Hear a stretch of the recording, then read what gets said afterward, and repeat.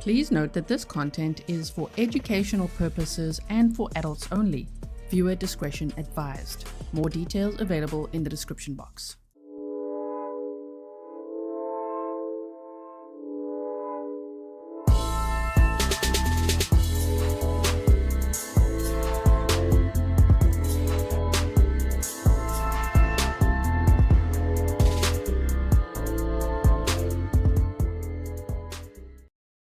Hello everyone and welcome back to another live stream with me, Grizzly. This is Grizzly True Crime, and my goodness, do I have a case for you today.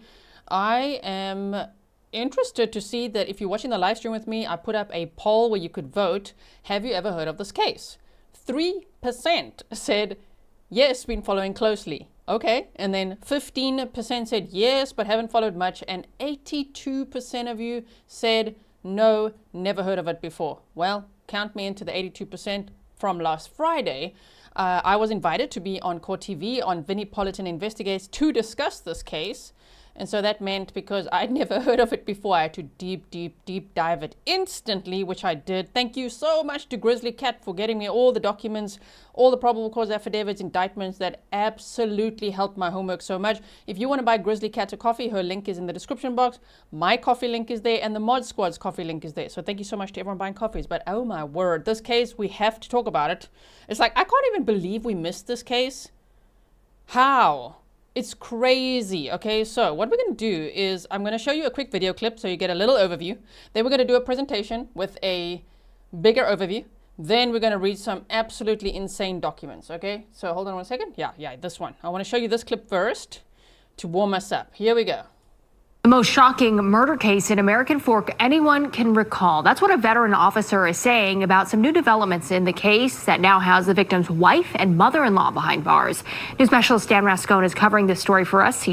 A victim's wife, mother-in-law, and brother-in-law have been arrested. Okay, this case took place in July of 2024, and they said American Fork. For those who don't know, that's American Fork, Utah. That's where this case takes us today. He joins us now live. All right, Dan, how are the wife and mother-in-law allegedly involved? According to police, the two helped lure 42-year-old Matthew Restelli here to this gated community where he was shot and killed. Now, they say this was a planned killing. They purposely brought him here in order to be able to do that, and they say he was just an innocent father thinking he was coming to pick up his family. Now, the murder of Restelli happened here inside this American Fork home. Police say it was just after 10 o'clock, the night of July 12th, when Restelli walked through the front door. Did you see that door? Did you see the door? It said, pick your poison. Look there. It says, pick your poison. Oh, my. This was the house where the crime occurred, okay? Restelli walked through the front door and was shot 8 times, allegedly by his brother-in-law. His brother-in-law claimed self-defense, but according to police, evidence at the crime scene showed otherwise. Police say they then started to gather cell phone records and other information, including an air tag that was placed in Restelli's truck in order to track him from California to Utah. The brother-in-law, 33-year-old Kevin Ellis, was arrested back in July. Well, last night, Restelli's wife, 36-year-old Kathryn Restelli, and his mother-in-law, 59-year-old Tracey Grist, were arrested. Things have started not adding up, and the more our investigators looked into it, the more we were able to show and come up with enough probable cause that Kathryn and Tracey had conspired to lure Matthew here to Utah in order to kill him. If you think that this might sound a little bit kind of like, all the Adelsons, the Dan Markel case, wait till you hear what these people were Googling. This family wanted to be like the Adelsons, allegedly, based on what they Googled. This is a case where Uncle Google's gonna get you. Okay, and we're gonna go over all of it. We're gonna be here for a little while today, so make sure, okay, you like, share, so other people can discover us and come and join the conversation, because oh my goodness. Investigators say Restelli and his wife and 2 children live in California, and the two were having marital problems, so his wife came to Utah to stay with her mom. They say he thought he was coming to pick up his family to return home. Police say the 2 children were inside the home at the time of the killing. According to police, the motive here behind this was that the wife wanted a divorce and it was going to take too long. So this is what happened. They say that's what police are saying. Both of them are now behind bars at the Utah County Jail.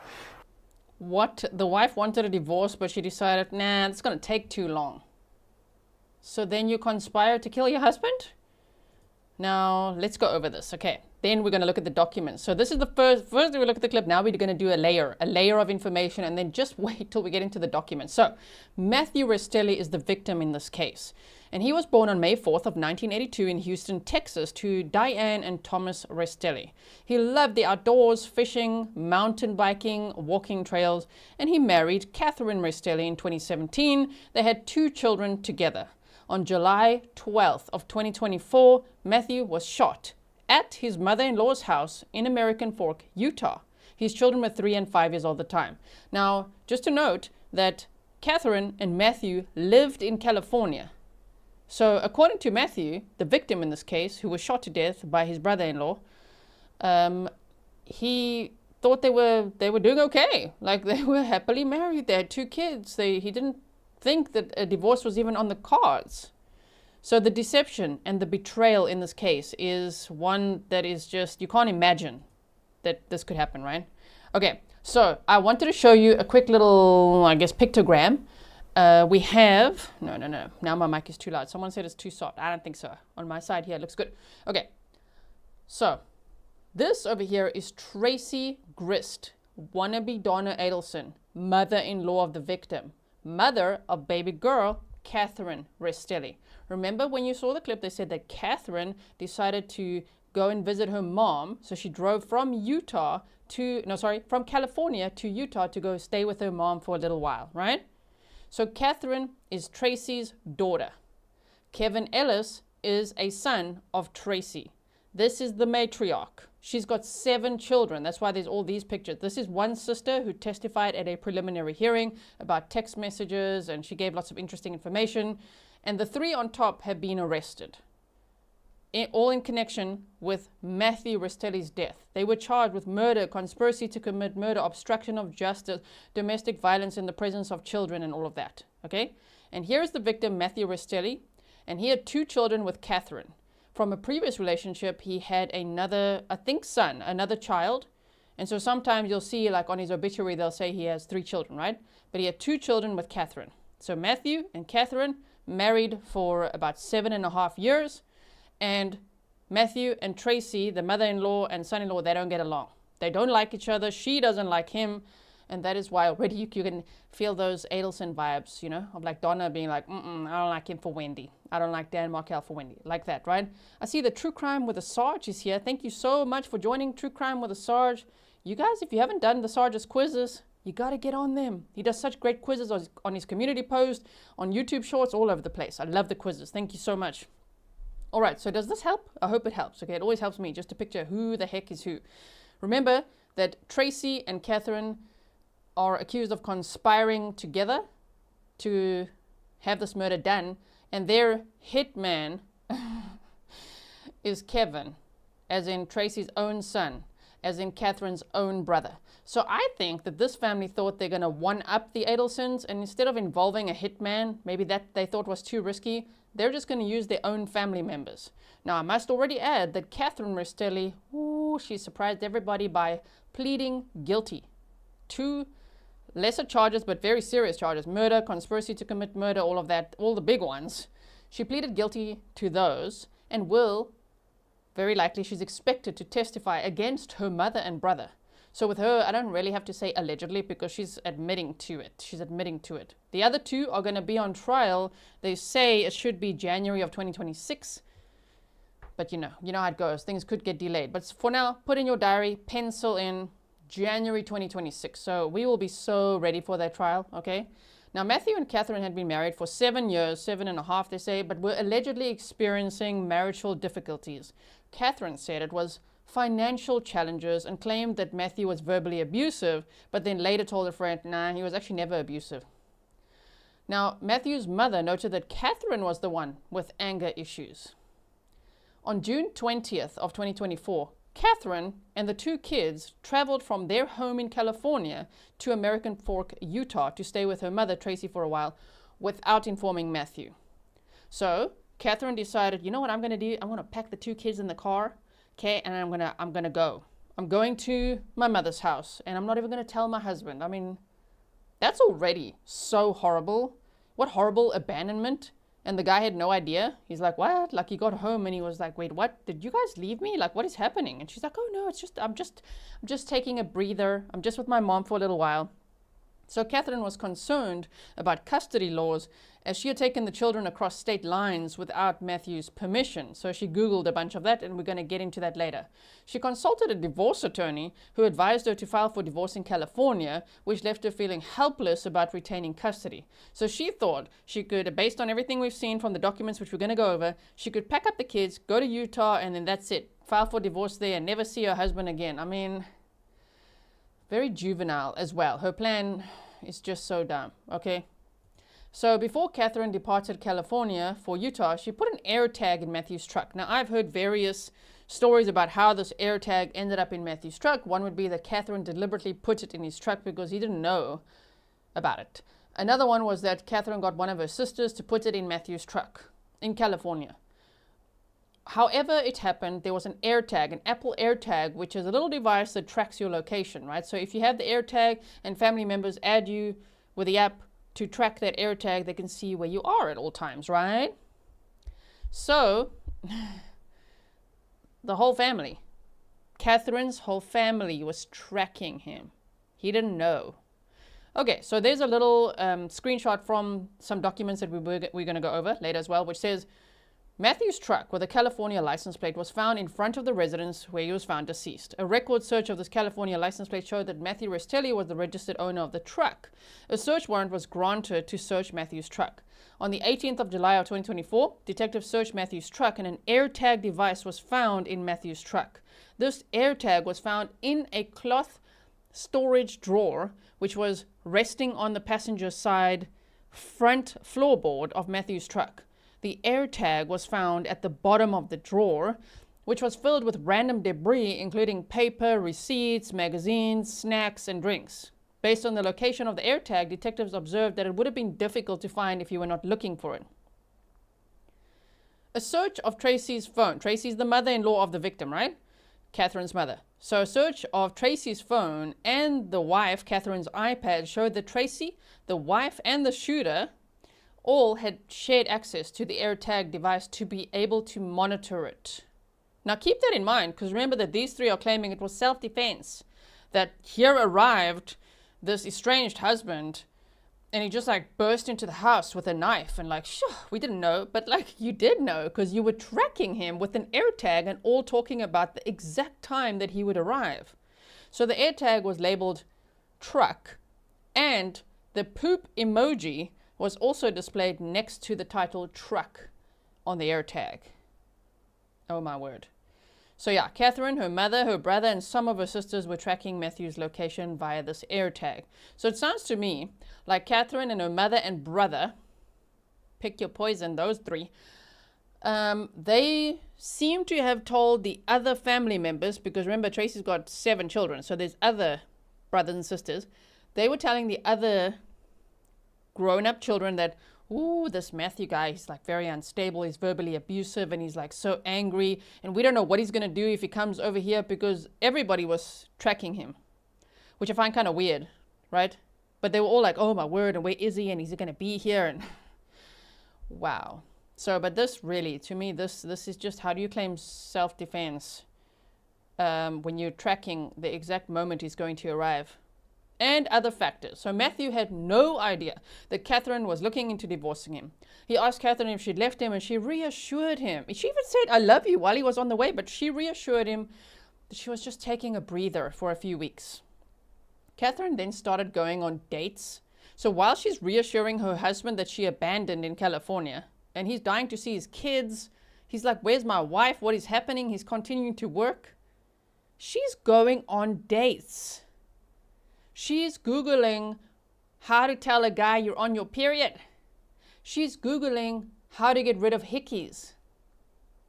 Like, we're going to look at some more of her disgusting Googling. But yeah, she's going on dates, and her mother's like in full support of all of this. Okay, allegedly. Okay, so anyway, so she was texting her mother, her brother, and friends about the pickle that she was in if she wanted to divorce Matthew. She's like, oh my word, it's just not going to be as easy as I thought. She's also telling friends on Discord, on FaceTime, all over the place that she's on dates, you know, and all this stuff.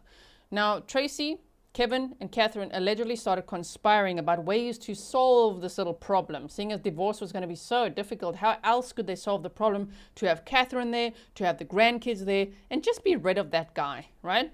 And their best bet was then, to get rid of Matthew. Their plan involved luring Matthew to Utah, which proved more difficult than they thought. We're going to get into the details of why, but they managed to get him to agree to drive from California to Utah to pick Kathryn and their 2 kids up on July 24th of 2024. Now let's do a very quick little map time.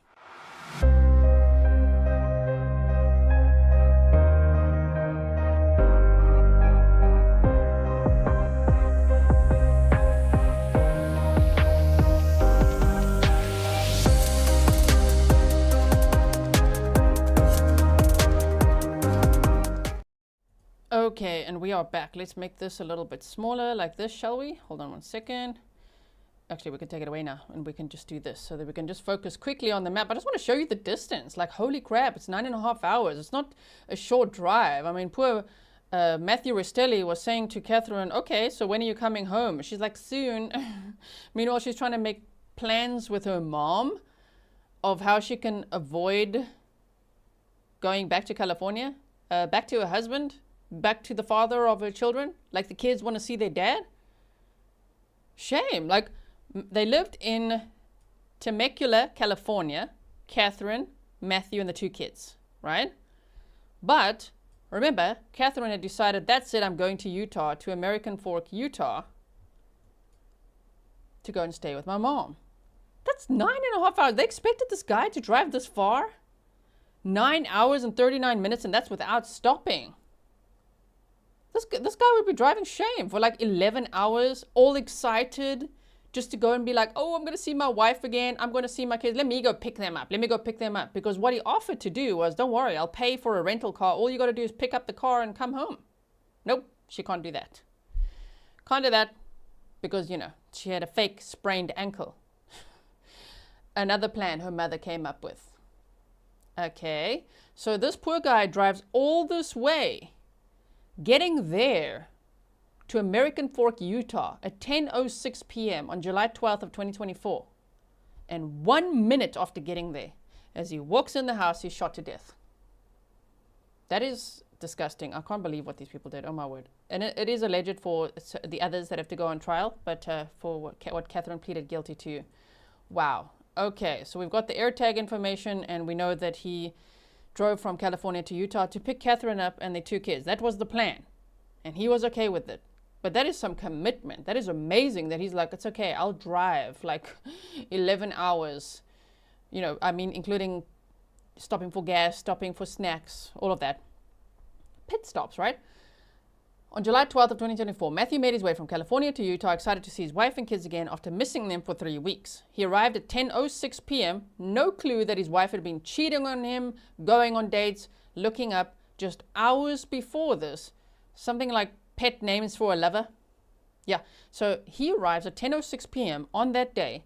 His truck is seen on a neighbor's camera arriving at Tracey's residence. Kathryn had given him, now here's again, against the self-defense claim. Good luck to the defense attorneys, because Kathryn had given him the gate code to the neighborhood, a photo of her mother's house, and told him the door would be unlocked for him, and this is all part of the digital evidence. Like, these were some really dumb criminals. Did you think the police would be like, oh, my word, self-defense? Shame. Never mind, we won't investigate anything. No, they immediately got search warrants for their phones, and they were like, what the hell is going on here? So Kathryn and the 2 kids were actually upstairs, and that's also so crazy to think that Kathryn's upstairs with the 2 kids. The kids are in the house. Their father is being killed downstairs. And Tracey's in the kitchen, and Kevin's in the living area. So apparently when you walk in the door there, to the left, veering to the left is the kitchen, and veering to the right is the living area. And yeah, Tracey's apparently in the kitchen, and Kevin is in the living area, armed. You know, he claims that he ran to the garage and he went to go and fetch a gun because Matthew came into the house with a knife, and wait till we get to where the knife even came from. Oh my word. Debbie, thank you so much for your $10 sticker. I really appreciate that. I see Janet. That's the face I was making when I first read about all this. And this rabbit hole just goes deeper and deeper, and you're like, what in the hell is going on here? At surface level, the case is already crazy, and then you start getting into what they Googled and did, and you're like, what? So at 10:07, remember he arrives at 10:06 p.m.? 10:07 p.m., a neighbor heard 6 to 8, 1 minute later, as he enters the home, 6 to 8 gunshots, and called 911 at 10:09 p.m. Why the 2-minute delay, one might ask? One might not, because that's actually pretty quick. But that neighbor tried to call Tracey, tried to call people in the home and got no answer. So then that person, the neighbor, decided, oh, hell no, I'm calling 911. They called 911. Tracey, the mother-in-law of the victim, decides, oh, okay, let's just wait a little while. Waiting. Now I'm going to call 911. She calls 911 at 10:15 p.m. and she's completely surprised that, oh my, where someone else has already called? No way. What? Why would someone else call? Because they heard gunshots immediately. So she's surprised. When police arrived, Matthew was found dead near the entryway stairs with 6 to 7 gunshot wounds, mostly to the back. Most were to the back. How is that self-defense as well? Okay, 8 shell casings were recovered at the scene, and there was a knife in Matthew's right hand, and his shoes were placed neatly at the door. Now, when we read that PCA, you'll see that police believe the knife was staged. The knife belonged to the mother-in-law, that it was put in the victim's hand after he died. And there's very big reasons for that, which we're going to go over. Kevin and Tracey claimed that Kevin shot Matthew in self-defense, that he had come into the home uninvited, wielding a knife, and seemed agitated. Agitated? Wielding a knife? You were all tracking him on that air tag. The picture on top is of the victim. The picture on the bottom is the shooter, right? The brother-in-law of the victim. But you all tracked him and you all texted each other of exactly what time he would arrive. You gave him the code to the neighborhood, the gate code. You said the door would be unlocked. And you know what? The victim told his wife, I don't want to come inside. I don't want to see your mom. I don't want to talk to anyone. I'm just going to drive there, pick you up, and we go. That's how badly he actually didn't want to go inside. Because think of how long he'd driven. And Kathryn was like, no, you can come in and you can stay over. He said, nope, I don't want to stay over. I don't want to see your mom. I'm not coming in. So Kathryn, his wife, said, just come inside because I've got very heavy things to carry and you can help me put it in the vehicle. And she lured him into the house. He eventually agreed to go into the house, and within 1 minute of setting foot in that house, he was killed. Thank you so much, Charles. Said Adrian Grizzly, do you think Kathryn will testify for the prosecution? Yes, I do. Yes, I do. That is what I was saying earlier. Yes, I think she's going to testify against her family members at the trials.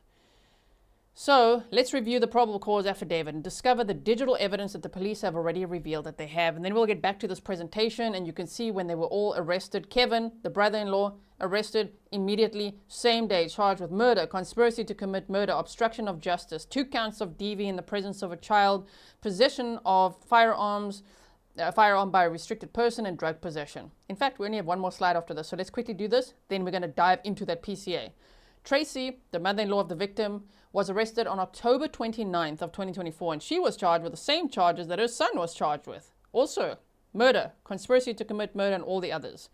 They have said the state alleges she purchased the gun, she acquired the knife, the suspicious search history, the text messages, planning the fake injury, and of course tracking the victim, Matthew Restelli. And then Kathryn was arrested also the same day her mother was arrested on October 29th of 2024. She was charged with murder, conspiracy to commit murder, obstruction of justice, 2 counts of DV in the presence of a child. Same charges as her brother and her mother. Now, this is the thing. This is why this case is back in the news. Now, today is August 4th of 2025. But on July 16th of 2025, oh my word, Kathryn pleaded guilty to a reduced set of charges. But she pleaded guilty to murder, conspiracy to commit murder, and felony discharge of a firearm. Damn, those are some big charges to plead guilty to. So the remaining charges, the obstruction of justice and the 2 counts of domestic violence in the presence of a child, were dismissed as part of the plea agreement. So it's not exactly a really great plea deal, right? Apparently she faces a minimum of something like 6 years and a max of life without parole. So yeah, okay. On the good side for her, she's like, I'm thinking 6 years, but it could be life without parole. I mean, she pleaded guilty to murder, conspiracy to commit murder, and felony discharge of a firearm, even though she didn't do the shooting, but still. She is going to be sentenced on September 9th of 2025, but she's apparently expected to testify as part of this plea deal against her family. So that's interesting that she's going to already be sentenced before the other two even go on trial. Very interesting. Estelle said, oh dear, this is a crazy case. Very happy to follow it with you, Grizzly and the Grizzlies. Thank you so much. I really appreciate every single one of you for being here and following this with me. I'm so glad that I can share this case with you, because is it not just so crazy? It is so crazy. Oh my goodness. Estelle, thanks for being a member for 31 months, right? Oh my word. So she'll be expected to testify against her mother and brother during their trials, which are expected to take place in January of 2026. Okay, so now I want to show you this one clip, and then we're going to get into what Uncle Google found and all of that, right? So look here, what the state said. Phase 1 was to get Matt to Utah. Phase 2 was to get Matthew inside of Tracey's home. Phase 3 was to kill Matthew. And Phase 4 was to cover it up. I will briefly describe each. Phase 1, getting Matt to Utah. See, for this conspiracy to work, Matthew would have to come to Utah. The evidence will show that Matthew wanted Kate and the kids to come home, but it will also show that Matt did not actually want to come to Utah to get them. He tried various other means to get them to come home. He tried to rent a car for Kate. He then tried to just give Kate money so she could rent a car. But Kate and Tracey worked together to create lies and falsehoods as to why that wouldn't work. The court will receive messages documenting those excuses. Kate continually and consistently worked to convince Matt to come to Utah, and not only that, to drive to Utah. And she convinced him to drive a very specific car, their truck. You will hear a phone call between Matt and Kate where she... That's important too. She also, the wife, convinced her husband to drive a very specific car. You drive the truck here. She needed him to drive the truck because she knew there was an air tag in it. And the entire family had to track his every move to know exactly when he would arrive and to know then when to shoot him, which her brother then did. Now, the brother has said, yes, I shot him, but in self-defense. This case is not that they're not saying, no, man, I didn't shoot him. The gun was right there. When the police got to the house, they said, Kevin, the brother said, yeah, I shot him in self-defense. And that's where their story absolutely fell apart with the physical evidence, the digital evidence, the staged scene, putting a knife in the victim's hand. And here's a spoiler before we get to the documents. In his non-dominant hand. They put it in his right hand. Matthew was left-handed. The knife came from a very specific subscription that the mother-in-law had, which was a tactical gear subscription box that she got every month, and then decided to cancel in April of 2024. It's so dumb. Like, it's just, and then these people, this mother-in-law of the victim was Googling when was Donna Adelson arrested. And how old were Dan Markel's kids when he died? Really? What, is Donna Adelson your role model? Look how it ended up for everybody else in that case so far. Donna's still going to go on trial, but you know what I mean. Oh my word. He talked about borrowing a car, but Kate was insistent he had to bring the truck. The question is why? Because an Apple AirTag had been placed inside that truck, buried in a bin of trash. An AirTag that Matt did not know about.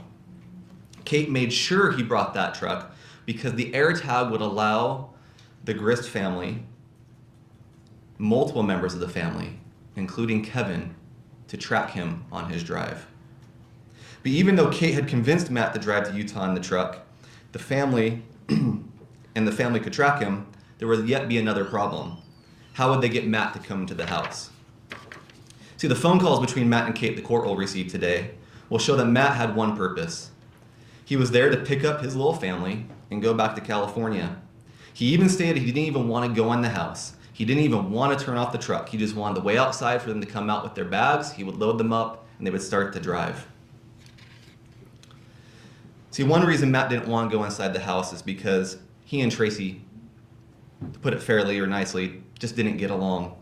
In fact, on a June 6, 2024 text message by Tracey to her daughter, she said, quote, "Matt made it so I want to kill him.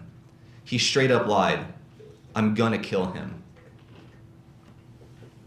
Despite that fractured relationship between Matt and Tracey, over multiple phone calls and messages with Matt, Kate persisted in giving him a false sense of security that it would be okay to enter the home. She told him the doors were unlocked. She told him her mother, Tracey, would be asleep.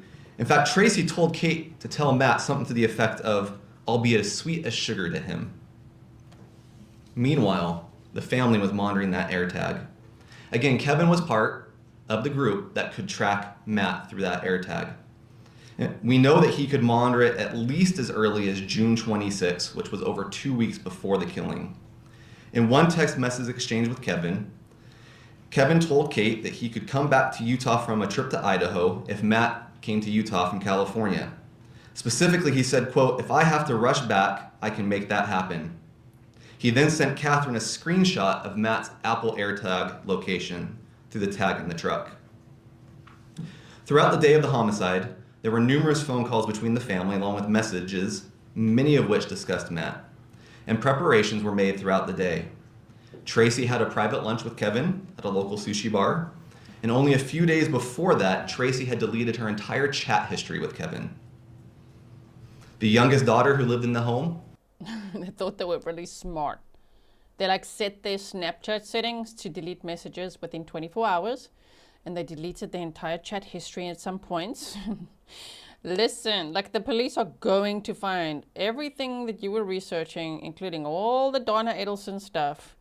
Someone said there earlier, they never think of the kids. I mean, yes and no. I almost feel like people like this, they remind me of that. Remember the case of the Oklahoma 5 and that mother-in-law that is accused of conspiring with 4 other people to kill a mother and the mother of her grandchild and the friend that came along? If you don't know about that case, it's there on my channel. The Oklahoma 5 is how it's called in the media. But I think sometimes mother-in-laws like this think that the kids are better off without that dad, without that guy in their life. You know what I mean? I think they think of the children, but they think they're going to be better off if they just get rid of that guy, which is so selfish, so disgusting. I mean, what? Okay, we're almost done listening to this clip. Then you've got to buckle up because we're going to look at lots of shady Google searches and all sorts of things. Was sent away for the night. Together, the family monitored Matt while Kate worked to get Matt to come into the home. All the while, an audio from a phone call placed just a few hours before his arrival, Matt's arrival, shows that he didn't want to turn off the car, but in fact, he asked Kate specifically to put out a piece of cardboard so he didn't leak oil on the sidewalk or the road for the very few minutes he'd be parked there. During these phone calls, Kate consistently told Matt how much she loved him and how she was excited to go home with him. And this is despite the fact that she told a friend that night that she had allegedly told Matt she wasn't coming home with him. But then, right after that phone call, she texted Matt the gate code to the gated community the Grist and Ellis home was inside of. Then at 10:01 p.m., just minutes before Matt's arrival, Rachel, one of the sisters, texted Tracey and Kevin to look at the AirTag. And the metadata on Rachel's phone shows that Kevin's phone read that message. We move to phase 3, what the state alleges is an ambush. Matt entered the gated community, and a neighbor's security camera observed Matt's truck pulling up to the Grist or Ellis home at 10:06 p.m. Matt took approximately 30 seconds to park. He even left his hazard lights on. At 10:07 p.m., the neighbors heard gunshots from the home. At 10:09 p.m., the neighbors called 911. It wasn't until 6 minutes later, or around 8.5 to 9 minutes after the shooting, that Tracey called 911. Your Honor, you will hear the surprise in Tracey's voice as she found out the neighbors had already called 911, because that was not part of their plan. Just 2 minutes into her phone call, you will hear the police arrive, having been dispatched from the prior report by the neighbors. They later called Matt an armed intruder, but the evidence will show that Matt was neither armed nor an intruder. After all, he was given the gate code, specifically told the front door to be open and that he should just come right on in. Which leads us to the fourth phase, Your Honor, what we call the cover-up or the obstruction. When police came in, they did find a knife in Matthew's hand. Now, outside of that 8 or 9 minute delay in calling 911, there are at least 3 pieces of evidence the state will present today to suggest that that knife was planted in Matthew's hand. First, the knife was being held backwards. Second, the knife was held in the wrong hand. See, the knife was found in Matthew's right hand, but Matthew Restelli was left-handed. Oh man, what an oversight from these, you know what I mean? They're like, ooh, you know what we're gonna do? We're gonna put this tactical knife in his right hand. Wrong hand, knife facing backwards. And then... And third, there was a bullet hole in the wrist of Matthew Restelli's forearm, where the wrist and forearm come together. A bullet had perforated his ulna and severely damaged the muscles that provide the flexion and tension in a grip.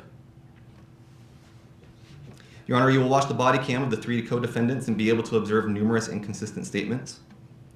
You will hear connections between Tracey, you hear about connections between Tracey and a company that supplies the exact type of knife that was found in Matthew's hand.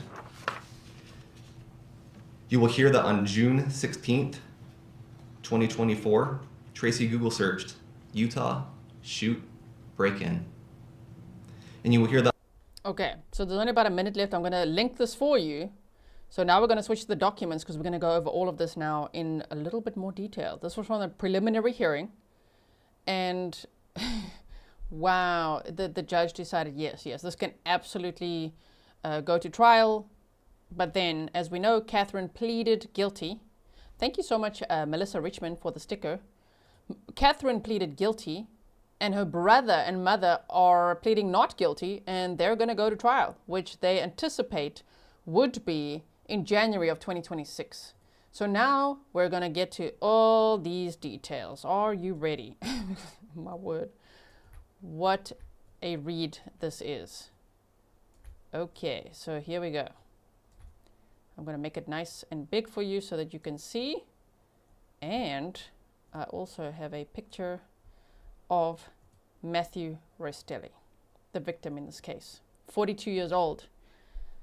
What, like, can you imagine the betrayal? I mean, he was excited to see his wife and kids. Not so much his mother-in-law. He didn't even want to go inside, but he was so excited to pick up his wife and kids. And Kathryn, his wife, was saying, I'm so excited to see you, and I love you, and like doing all the updates, and can't wait to come home. Lying. Knowing what the plan was, right? Teresa said, hit the like, y'all. Thank you so much. Yes, hit the like. Or give it a hug, or whatever you want to do. Tap the like. Thank you so much. All right, so summary of probable cause. So Kevin Ellis, I hope that you're all on the same page, who you know, like that you know who's who. So Matthew Restelli is the victim. He was married to Kathryn Restelli. Her mother is Tracey. Her brother is Kevin. She's got other brothers and sisters, but the 3 are the ones we're focusing on, okay? So there's Kathryn, the victim's wife, her mother Tracey, her brother Kevin. Got it? Okay. So Kevin Ellis, Tracey Grist, and Kathryn Restelli conspired to commit the murder of Kathryn's husband, Matt Restelli. Tracey is Kathryn and Kevin's mother, making her Matt's mother-in-law. Kevin is Matt's brother-in-law. Kathryn and Tracey, her mother and daughter, worked together to lure Matt into driving to Utah, just like drive 10 hours, on my word. And then entering Tracey's house where Kevin was waiting, armed with a handgun. Almost immediately after Matt arrived, Kevin shot and killed Matt, who was unarmed. Kathryn, Tracey, and Kevin then planted a knife in Matt's hand in an attempt to make it look like the shooting was in self-defense. Probable cause. The shooting and initial police contact. On or about July 12th of 2024 at 10:06 p.m., Matt arrived at Tracey's duplex home in a gated community in American Fork, Utah. A neighbor's security system caught Matt's arrival on video. At 10:07 p.m., KL, who lives in the duplex, so that's the neighbor connected to Tracey's duplex, heard 6 to 8 gunshots coming from Tracey's side of the duplex. KL, the neighbor, who I would say is a Grizzly, immediately called 911, which was at 10:09 p.m. So, I mean, it's actually really good within 2 minutes to call 911. Tracey did not call 911, the mother-in-law, until 10:45 p.m., approximately 8 or 9 minutes after the shooting, and approximately 6 minutes after the neighbor called 911. American Fork police officers arrived at the home at 10:17 p.m., and Kevin answered the front door, as in Kevin, the brother-in-law of the victim, the shooter. The interior lights to the house were all off. Don't you think that's weird? This whole family's waiting inside like, oh my word, we just shot somebody, but all the lights are off? You didn't think like, oh my word, self-defense, put all the lights on. They're like, all the lights were off except for a cabinet light in the kitchen. A pair of men's sandals were placed neatly just inside the entrance of the residence before the carpet started.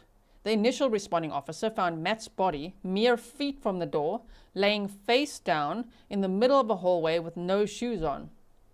Matt had no pulse. He was already dead. It also appeared that Matt was gripping a knife in his right hand. The officer called out and asked if anyone else was in the house, and a woman identified herself as Kathryn, Matt's wife. Kathryn stated that she had 2 small children, 3 years old and 5 years old. So Estelle, I think it was you who asked just a few minutes ago, how old were the kids? 3 and 5. Upstairs in this house where their father would be killed. You know, I wonder if they told the kids daddy's on his way and he's going to come and fetch you. I don't know. Did he ever get to speak to his kids another last time or not? I also wonder, my mind goes to, did they knock the kids out with anything or what? Did the kids hear anything? How absolutely terrible. At least none of them will be raising the kids, right? Because, yeah, they're all in jail. Valerie in the kitchen said, I will never understand how a parent can hurt their child by killing the other parent. Right?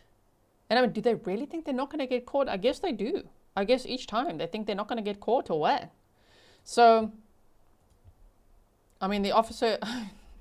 This scene is just like, the officer arrives. It's dark in the house. Tracey called 911. The neighbor called 911 before she did. But it's completely dark, and now the police officer has to call out like, hello, is anybody in the house? And then Kathryn's like, oh, hi. I have 2 kids here as well. Like, what? And she said that they were asleep upstairs. Wow.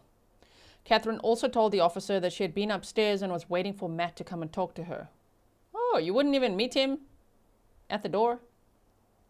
I thought you told him that, you know, you needed help to carry stuff. But no. The officer called out. Okay, sorry, we went there. She was waiting. So she was just waiting upstairs with the kids for Matt to come and talk to her? No, Matt was there to come and fetch you. To come pick you up, the wife and the kids, to go home, back to California. No word. As police took Kevin and Tracey outside, Tracey yelled to Kevin, don't say anything. Tracey told officers that Matt and Kathryn were going through a separation and that Matt had come to the house with a knife and that her son Kevin had shot him. Okay, shame. Matt did not know that they were going through a separation at all. Kevin's interview with police, the brother-in-law of the victim. Post Miranda, Kevin told the detective that he was afraid for his life and shot Matt in self-defense. Kevin's attorney, who was present during Kevin's interview, added that Matt entered the home unannounced, was armed with a knife, and took Kevin and Tracey by surprise. I mean, again, just please remember the air tags, you guys, that they were tracking his every move and knew exactly minute by minute when he would arrive. But they say he entered the home unannounced. Kathryn told him the door would be unlocked and gave him the code to the gate and also sent him a picture of the home. But according to these people, no. He entered the home unannounced, was armed with a knife, and took Kevin and Tracey by surprise. He also stated that Matt backed Kevin up to a wall and that Kevin shot Matt in self-defense at close range. Kevin explained further that he never saw Matt pull out a knife, so he believed that Matt must have come into the house wielding the knife. Kevin also added that he had no idea what kind of knife it was. Only the one your mom bought for herself. But okay, when Kevin was taken into custody and transported to the police station for the interview, he had a black handgun holster on his person. All right, are we all following? Let me just see. yeah, there's a few more people that joined recently. I hope that you'll check out the beginning of the episode just to get a good overview. But don't worry, if you're only joining now, I'm sure you will follow along very well with this crazy case, right? Forensic evidence of the shooting and the planting of the knife on Matt's body. The front door to Tracey's home opens onto a small entryway. Immediately forward and to the right is the home's living room, which leads to the dining area. Immediately forward to the left is the hallway where Matt's body was found. The hallway leads to a kitchen that connects to the dining area. Officers located 8 bullet casings in the living room near the front door. They also located 3 bullet holes indoors or walls close to the front door. The location of the bullet casings and the bullet holes indicated that Kevin was in the living room as he shot Matt, who was moving from the front door into the hallway. A medical exam showed that Matt had been shot once directly in the chest, once on the right side of his upper torso, 3 times in the back, once in the back of the hip, and once in his right wrist. The knife found in Matt's right hand was a single-edged blade that had a handle with a finger grip. Matt's hand was gripping the knife with the finger grip pushing into the palm of his hand, while the spine part of the handle, which is normally held against the palm, was pushing into Matt's fingers. That's why they said the knife was backwards, like literally not even held right. So they're like, this looks weird. So then, however, there was both an entry and an exit wound on Matt's right wrist where he was holding the knife. Additionally, Matt is left-handed. In other words, Matt was holding the knife in his offhand in the wrong position with a wound that would have practically prevented him from even gripping the knife. Taken together, the physical evidence indicates that the knife was planted in Matt's hand after the shooting. So other documents also say that he was wearing a long-sleeve shirt. So the people who are accused of staging the scene didn't see that that would make no sense, that there's actually a bullet hole in his wrist to the point where he wouldn't be able to grip the knife by himself. You know what I mean? Okay, so search of Kevin's bedroom, the brother-in-law of the victim. Officers searched Kevin's room and on the nightstand found Kevin's identification together with the rolled up $1 bill that field tested positive for having cocaine on it. Additional statements made by Tracey and Kathryn, mother and daughter. Post Miranda, Tracey said that she knew that Matt was coming to her home and that he would be arriving a little after 10 p.m. Oh, you're already going to throw your son under the bus just like that? But anyway, Tracey said that she was sitting at the kitchen counter and the next thing she knew, Matt was in the kitchen and said, "Hi." Tracey stated Matt appeared agitated and that he began to walk away, asking if Kathryn was upstairs. Tracey said yes, but Kathryn would come down. Tracey stated she then heard gunshots while she was still sitting at the kitchen counter. In the dark? You're just sitting there? Oh, hi. He seems agitated. Next minute, there's 8 gunshots, and you take how long now to call 911? Okay. She then ran into the hall and saw Matt lying face down. She stated that she went upstairs to tell Kathryn not to come downstairs and that she, Tracey, then called the police. Okay. KT says it's getting wilder and wilder. I mean, we're going to get to, you see when it says electronic evidence? Oh my, that part of this document, wow. We're on page 6 out of 11, just so that you know, okay? Stefan says, sitting in the kitchen in the dark. What, knitting? What was she doing? Knowing exactly when he would arrive, but then like, oh my word, there he suddenly was. Hi. As if he would even walk in and want to greet her first. I know it's her house, but the two of them, they didn't get along. You know what I mean? That's exactly why Matt didn't want to go in the house. He didn't want to see his mother-in-law. Now, Kathryn told officers. So Kathryn is the wife, right, of the victim. So Kathryn told officers that she and Matt lived in California and had been struggling financially, and that Matt had been verbally abusive. She said that on June 20th of 2024, she took their 2 children and drove to American Fork to live with her mother. Now remember, she packed up the kids and drove to Utah from California on June 20th of 2024. Matt was shot on July 12th of 2024. So in all that time, there's quite a bit of thinking being done, which one might call alleged premeditation. Okay, so she drove to American Fork to live with her mother while Matt stayed in California, even though he had no idea. On July 11th of 2024, Matt made arrangements for Kathryn to rent a vehicle to drive back to California. Kathryn said that due to having an out-of-state driver's license and only a debit card, she was unable to pick up the rental car. That was a lie. She said that Matt told her that he would drive to Utah to pick her and their 2 children up and then take them home to California. Kathryn said that Matt told her that he would arrive at her address at 10:10 p.m. So he even told her, because he didn't know that the whole family's tracking him with that AirTag. So he's actually giving her an ETA, an expected time of arrival, right? Tracy Fagan said, would he come in the house and yell for Kathryn? Right, even that. But even if he did, or I don't know, would he just wait? Oh, hi, I'm waiting for Kathryn. Shame, man. My goodness. Okay, so thank you so much for the sticker, Tracy. So Kathryn told police she was undecided if she was going to return to California with Matt or if she would continue to stay in Utah and stay separated. Firstly, Matt didn't know they were separated. Kathryn, had told her husband, I'm just taking a breather. It's just like a few little weeks, a week or 2 with my mom. And the kids are with. And he's like, what the hell? Okay. But just think about how cruel that is as well. If she's making him drive all the way there in his truck that has the AirTag in, and she's telling the police, yeah, I don't know if I was really going to go home with him. Imagine just if the scenario wasn't as terrible as it is now. You're going to make him drive like 11 hours, including pit stops, snack stops, all of that. You're going to make him drive like 11 hours from California to American Fork, Utah to come and pick you up and then be undecided if you're even going to go home with him? It's just so crazy. It's just like, you just can't believe how selfish these people are, right? Melissa, welcome to Grizzly membership.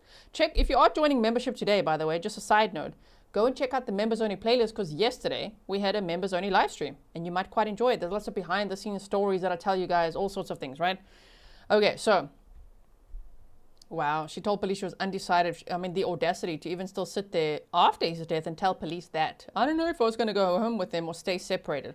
She says she was in the upstairs bedroom waiting for Matt to arrive when at about 10:15 p.m. she heard commotion coming from downstairs and then heard gunshots. Well, her timeline is a lie. She said that Tracy came upstairs to inform her that an incident had occurred and to stay in the room and that she, Tracy, was going to call the police. We know that Matt arrived at 10:06 p.m. We know that Kathryn would have known that. We know that she saw the AirTag as well. And here she's claiming that, I don't know, at 10:15 I heard something, some sort of commotion. No, that was already when your mother called 911. The shooting happened at 10:07 p.m. That's why the neighbors called at 10:09 p.m. Now we get to the electronic evidence. I do like how they've chaptered this out. I can't wait to watch these trials with you. Unless, of course, they plead guilty, but I don't know. I can't wait to watch the trials with you. I don't know if the mother and brother are going to have the trial together or if it will be separate trials at this point. They're saying January 2026. Whenever it may be, whichever one's actually going to be on trial in the end, I can't wait because the way the state has already handled the preliminary exams and just everything, it's just been so well done. And even this probable cause affidavit, it's got all these chapters. It's very well done. We can just imagine how opening statements will be, how they'll present all the witnesses and the evidence, and imagine closing arguments. I feel like I'm already on verdict watch with you, you know? Okay, anyway. So electronic evidence. Let's buckle up.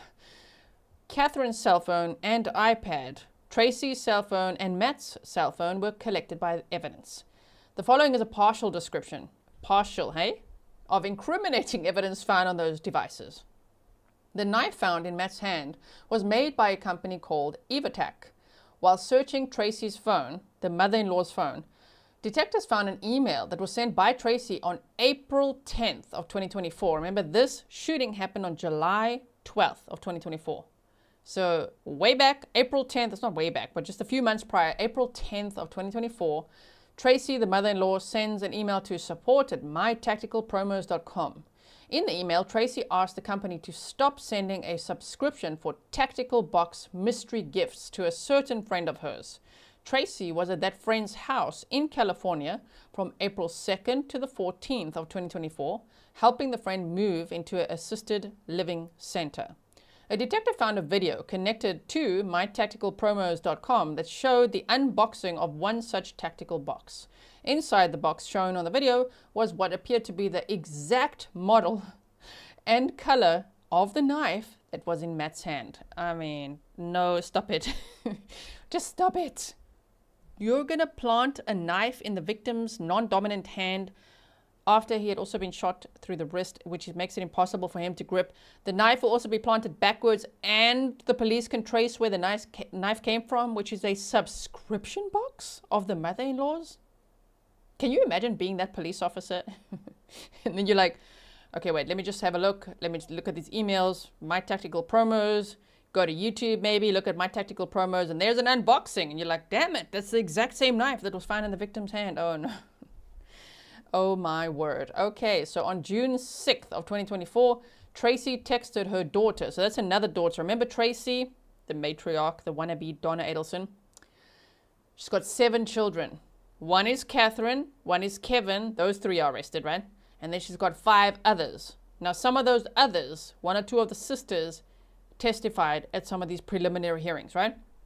And so one of those, this one, RJ, Tracey texted her daughter, RJ, Matt, the victim, and this was June 6th. Remember, the crime happened July 12th, okay? June 6th, Tracey texts her daughter about her son-in-law and says, Matt made it, so I want to kill him.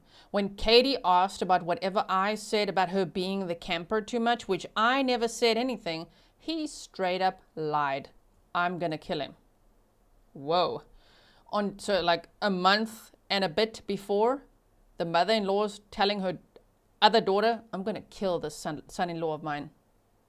Wow, that's why they say incriminating, okay? On June 16th of 2024, Kathryn began using her phone's, web search capability to look for rental cars. This is footnote, all text messages and search history records mentioned in this probable cause statement are repeated verbatim regardless of any grammar or spelling errors. So they say, if they can't spell whatever, it's not us, it's them, okay? Okay, on June 16th of 2024, the same day that Kathryn was searching for rental cars, Tracey's deleted search history from 10:18 a.m. to 10:31 a.m. included Utah gun law registration, Utah SHOIT, which I guess would mean shoot break-in, Utah gun laws and regulations explained, and how does private sales of firearms work in Utah? A few hours later, Tracey searched to file for divorce if wife is a Utah resident and husband is a CA resident. Well, she wrote resident, but she means resident. How to establish Utah residency. This is the mother-in-law Googling this stuff, I guess on behalf of her daughter, Kathryn. And Kevin was looking into this whole stand your ground type laws in Utah. Oh, intruder, shot him, self-defense. I mean, they really didn't think this one through, did they? So anyway, later that same night, Tracey searched renew my passport by mail and apply for a child's US passport and how to get my US passport fast. Damn, where was she planning to go? Vietnam on a one-way ticket with like Donna Adelson? I'll get to why. On the morning of June, if you don't know yet the connection with Donna Adelson, if you think like, no way. She Googled Donna Adelson, she did. On the morning of June 20th of 2024, Kathryn drove her and Matt's kids to Utah without telling Matt. Matt was upset initially, believing that Kathryn had left him and taken the kids, but Kathryn convinced him that it was just a breather and that she'd be back in 1 to 2 weeks. At no time between June 20th and July 12th of 2024 did Kathryn tell Matt that she was considering divorce or that being gone was anything more than a temporary breather. Matt believed that Kathryn wanted to come home, and she gave him no indication that she was hesitant about driving with him back to California. Text messages between Kathryn and her sister, TF, revealed that Kathryn had placed an Apple AirTag in Matt's truck. See, this is Kathryn placed an Apple AirTag in Matt's truck before she left California in the rental car. Text messages on Kathryn's phone showed that Kathryn, Tracey, Kevin, TF, and another sister, RJ, all had access to view and track the Apple's AirTags and by extension, Matt's truck location. Whoa, poor Matt. He didn't know that his wife, mother-in-law, brother-in-law, and 2 sister-in-laws were tracking him. He had no idea. He drove all that way excited to see his wife and kids. I mean, it's just, and then suddenly you walk in the front door and you're killed. I mean, it's just, oh my word. On June 24th, okay, Kathryn changed her chats with her brother Kevin on Snapchat to be deleted after 24 hours. Smart, huh? Not. On June 26th of 2024, Kevin texted Kathryn, "The tag is still active. If I have to rush back, I can make that happen." Kevin then sent Kathryn a screenshot of Matt's Apple AirTag location. On June 27th of 2024, Tracey, the mother-in-law of the victim, conducted a web search for American Fork Cemetery and Alpine Cemetery. Well, that could just be for like nothing, but it could also be, why are you searching that? On July 7th of 2024, Tracey deleted her chat history with her son, Kevin. That's 5 days before the crime. On July 9th of 2024, Kathryn texted her sister that she, Kathryn, had a date the night before. Okay. What? She's married, she's got 2 kids, she's staying with her mom, she's taking a breather. Her husband has no idea, and she's telling her friends, "I had a date last night."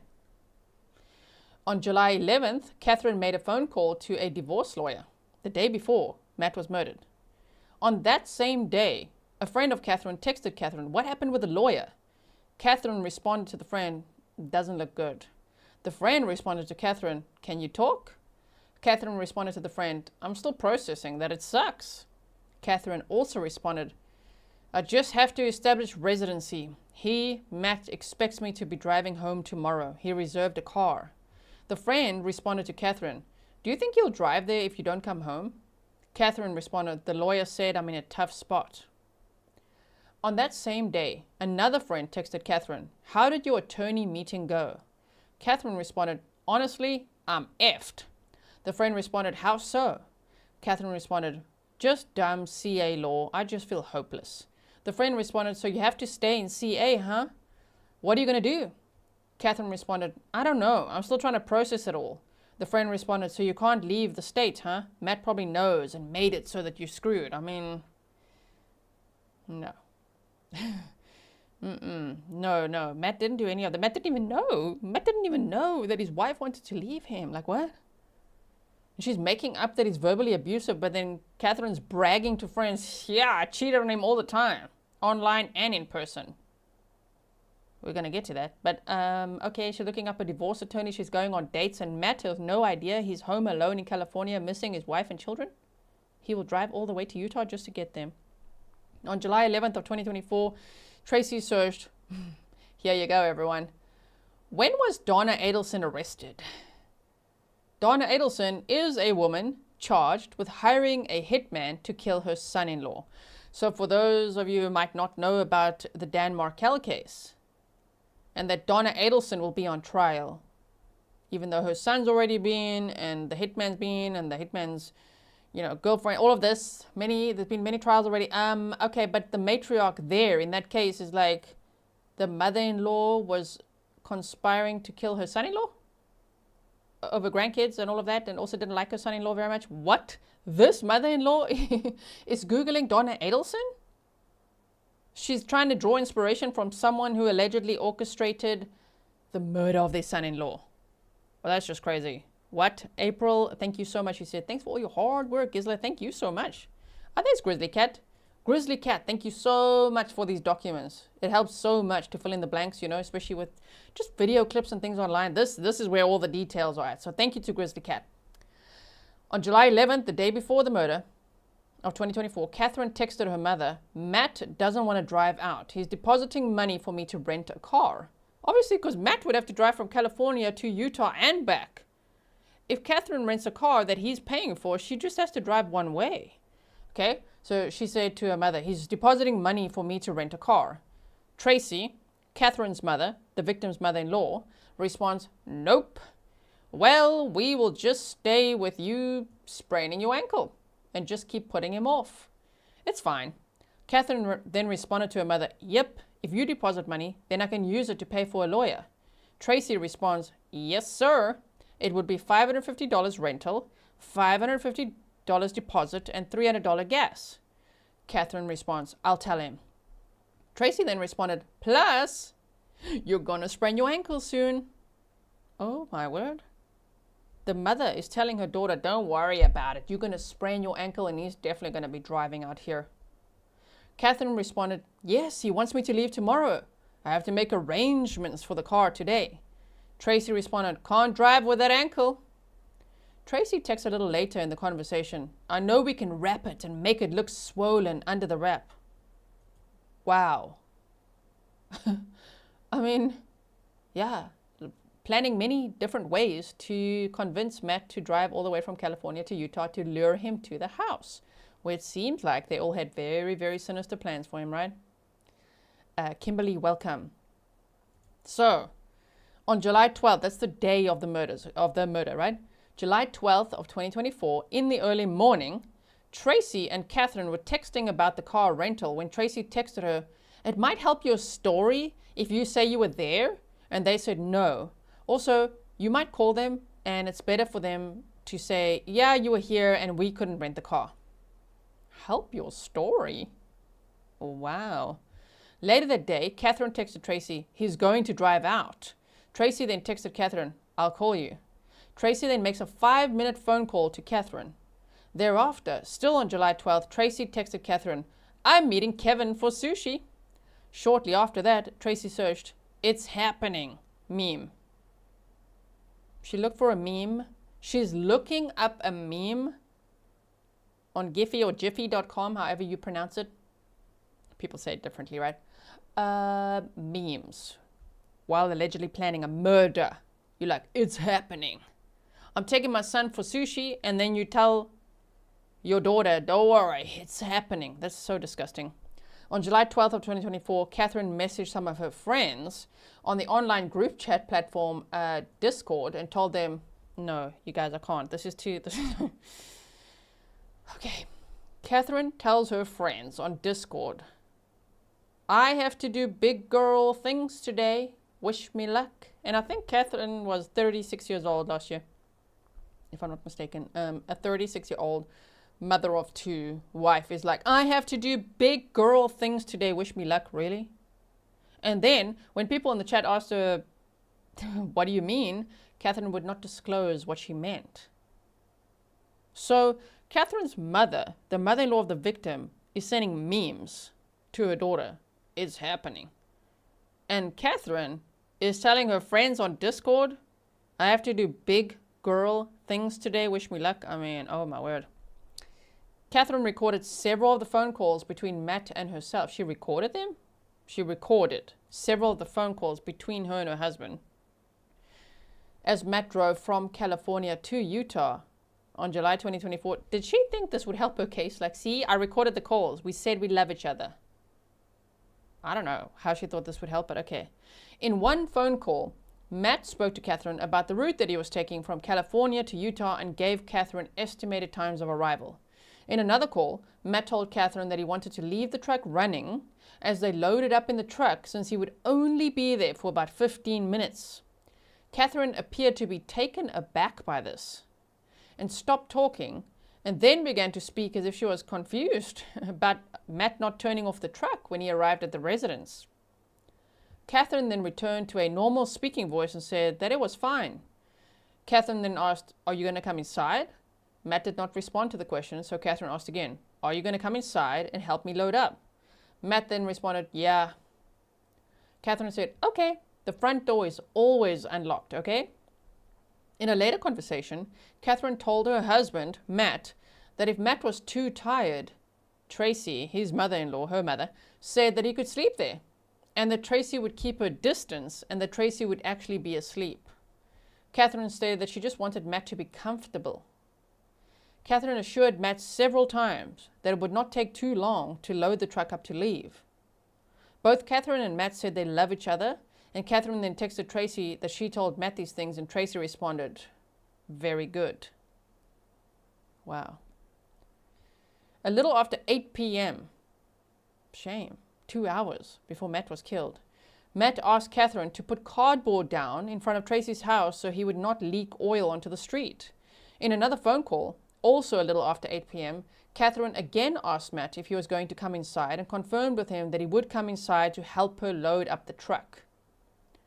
On July 12th of 2024, a little after 9 p.m., Kathryn texted Matt the gate code to get into Tracey's gated community neighborhood, as well as a picture of the duplex. Officers on scene after the shooting found no evidence that Kathryn had packed anything to leave or load in the truck. Oh my word. So she convinced her husband, you should come in. You can come in. My mom said you can even sleep over. But whatever you do, just come inside. Just make sure you get in the house, right? I also have things to load into the truck. So you're going to help me with that? You can't just wait outside because I have things that you need to help me with. And he's like, okay, I'll come in. Wow.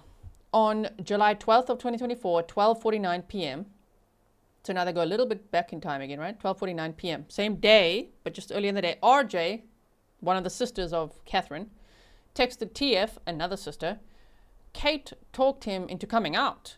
On the phone with Kate now. So Kate is Kathryn, right? RJ later texted Tracey, her mom, at 8:11 p.m. RF got you safe and sound. RF is one of Tracey's daughters that lives with Tracey. At 9:32 p.m., RJ texted her brother, TE. Matt should be at mom's in like 30. See, the whole family knew. That's the point of this. Remember, Tracey has 7 children. So we already know about Kathryn, we know about Kevin, and then we also know about RJ and TF, and there's others as well, TE and another one. Okay. Just Emmy, thanks for being a member for 22 months. You said, I get all of my true crime info from you now. Thank you for all your amazing coverage. Oh, thank you so much. Stefan said, come inside, the dark home. Yeah, that too. Like, all the lights will be off. What? Shame. It must have also been so confusing for Matt in that 1 minute that he was even just there, just like, oh, the door's unlocked and going into this dark home. Like, what is going on here?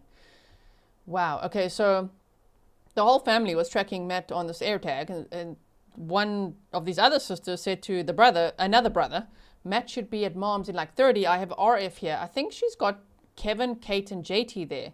JT also lives with Tracey, but was not home during the incident.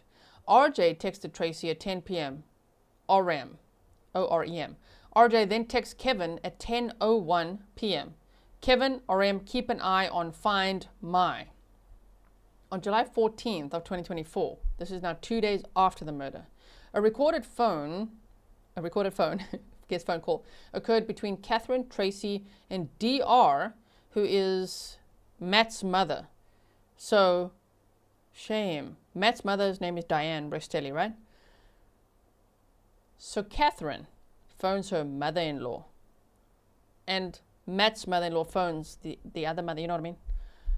Wow, Kathryn, Tracey, and DR. Kathryn told her mother-in-law that Matt had come to Utah to have a conversation because the conversation had to be face-to-face.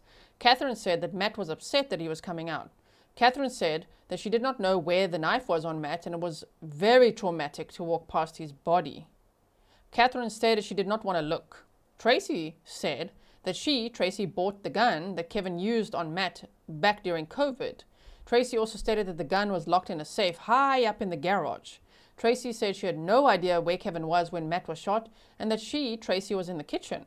Prior to this conversation with Matt's mother, Tracey texted Kathryn and told her not to tell Matt's mother anything that happened and to say it was all just a blur. But even the way they spoke to the victim's mother is just so cold and so disgusting. After Matt's death, Kathryn FaceTimed one of her friends from the Discord group and showed her a picture of where the carpet was blood-stained from Matt's death.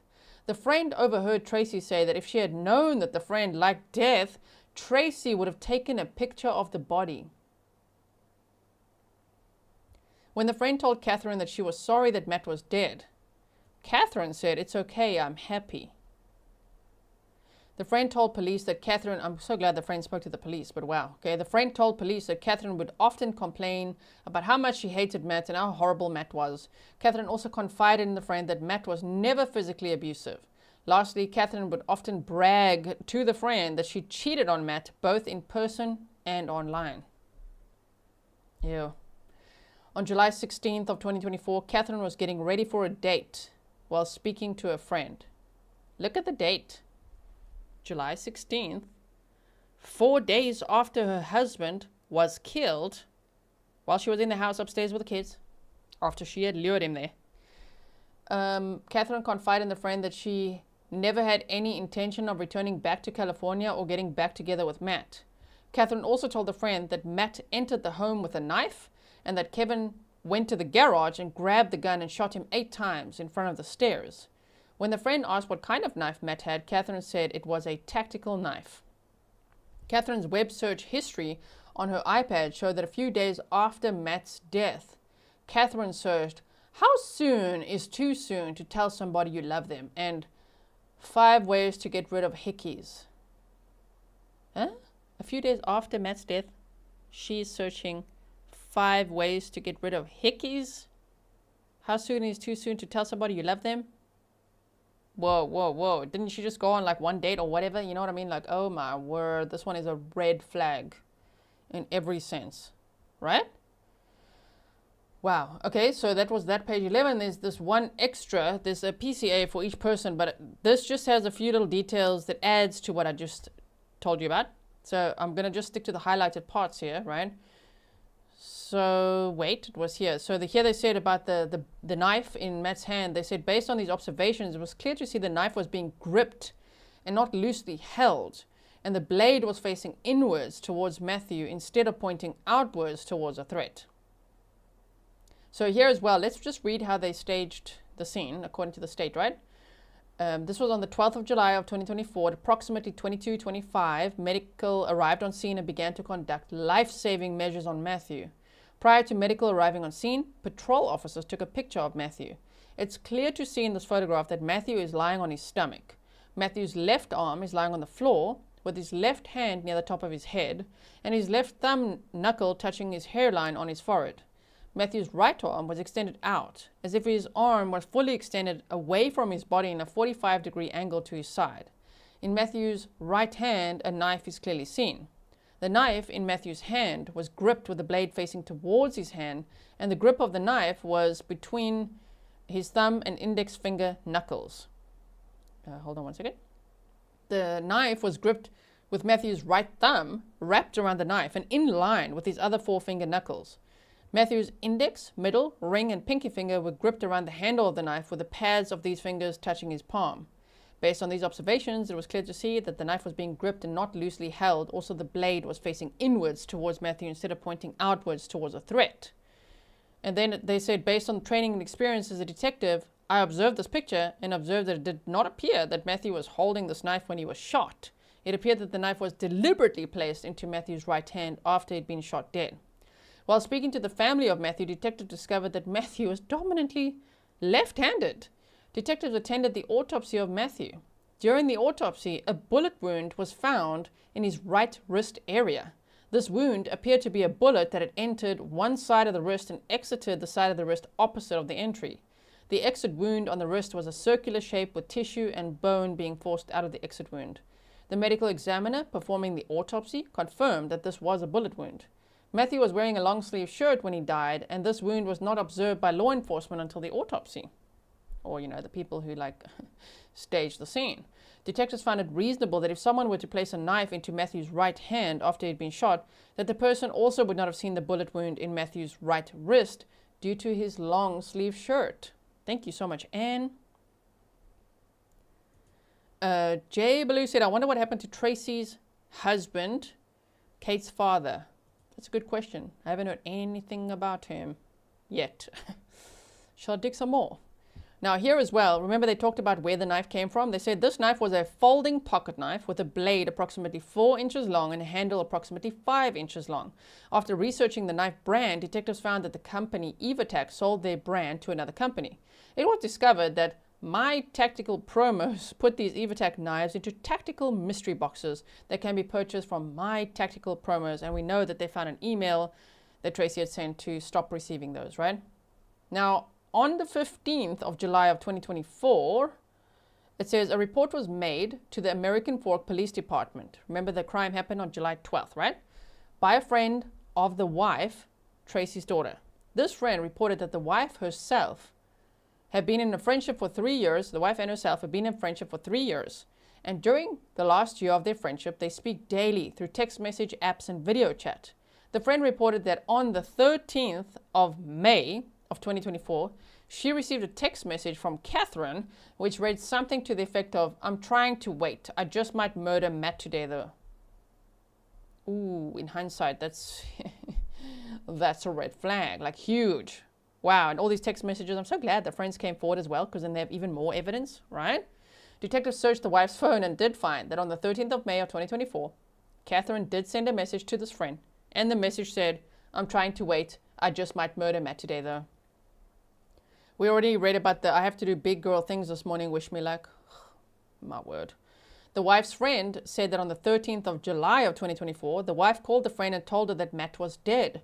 The wife then told the friend that Matthew was pepper-balled 8 times by her brother. The friend then expressed her condolences to the wife and said she was so sorry that Matt had passed away. The friend then reported that the wife told her, "It's okay, I'm happy." Wow. The friend told police that the wife and herself were both in a social media group video call on the 13th of July of 2024, the day after the murder, when the wife told her online friends that her husband had died.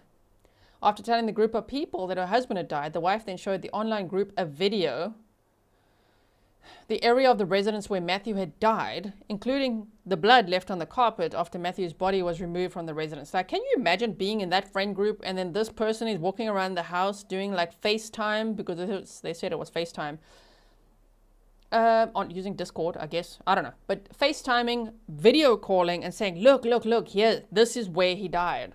I mean, does Kathryn think that's normal? Because it is so not normal. The friends must have been like, what? I'm so sorry for your loss. She's like, it's okay, I'm happy. Wow. Now, let's go here. Detectives conducted a search of the mother-in-law, Tracey's internet history, and found the following searches. And I know you like these searches, right? We like to see what she Googled. So look at that. The 7th of June of 2024. How old were Dan Markel's kids when Dan was killed? Now remember that Donna Adelson is accused of conspiring with her son and the hitman and all of that to kill her son-in-law. So for this mother-in-law to look into a case where a son-in-law was killed is so crazy, and this already happened in June of 2024, the 7th of June of 2024, and the crime happened July 12th of 2024. Wow. Then also Katie McBanawa, second trial, defense charts, Utah gun law registration. You can see the dates over here. Okay, I'm not going to read them all out. Utah shoot break-in. So I guess shoot break-in. How does private sale of firearms work in Utah? How to establish Utah residency. To file for divorce if wife is a Utah resident and husband is a CA resident. How to get my U.S. passport fast. Apply for a child's U.S. passport. What if mom takes kids for overstate line visit and dad didn't agree? What are the legal implications of taking your kids on vacation without the other parent's permission? If my child's father and I do not have a custody agreement in place, can he take my child and not return them back to you? What to do? Parental kidnapping and no custody order. Cemetery, American Fork. Cemetery near Alpine. Adelson, Donna. Adelson, Donna movies and TV shows. What? New Dateline episode, January 19th. Donna Adelson arrested at the airport. Did she have a role model? Was she studying Donna Adelson's playbook? How well has it worked out for Donna's family so far? Why? And I still feel like that this one think that let's just like not have the hitman involved. I'll just use my own son. What? Speculating. When was Donna Adelson arrested? Oh, sorry, here's another one. Ashley Judd's family feud. Winona tracking her car.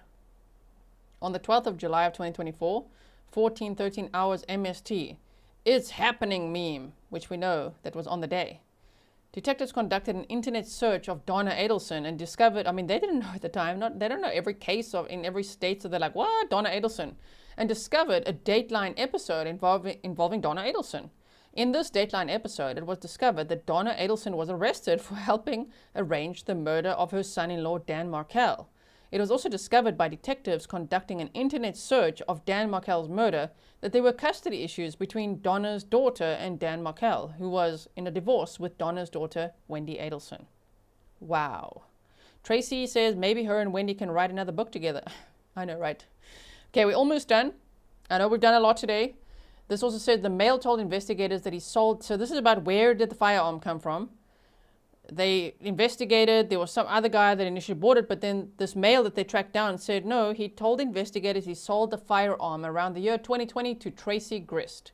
The male told investigators he was a client of Tracey's in 2020. The male told detectives that Tracey and he were talking about firearms one day, and this conversation led to the sale of the handgun used in this murder to Tracey. Wow. Now, the friend mentioned earlier in the PC told detectives that she had a FaceTime conversation with Tracey's daughter on the 13th of July of 2024.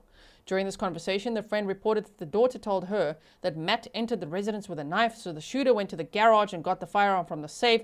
When he returned to the front door living room area, he then shot Matthew.